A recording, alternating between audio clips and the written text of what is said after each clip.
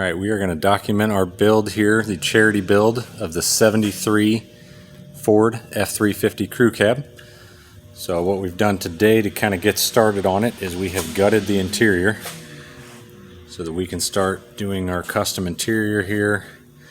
We'll show you guys that as it comes along. So we've got all the stuff we took out of it, door panels and gauges and radio and all that stuff sitting over here, along with the stock seats that were actually pretty darn good shape.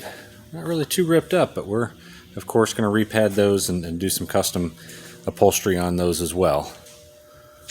So stay tuned to see what we do next.